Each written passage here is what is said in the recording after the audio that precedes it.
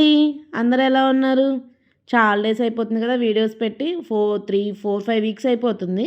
కొంచెం నాకు work busy ఉండడం వల్ల నాకైతే పెట్టడం కుదరలేదు.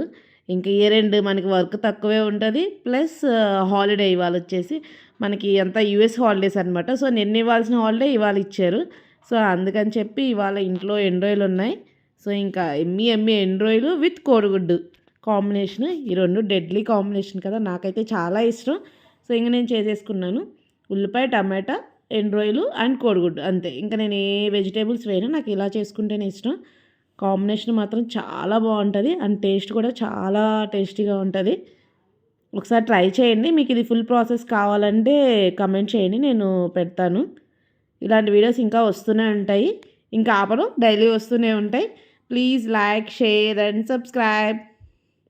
వేడి వేడి అన్నంలో ఒక రొయ్య పెట్టుకొని కొంచెం కోడిగుడ్డు పెట్టుకొని తింటే ఉంటుంది సూపర్ టేస్టీ.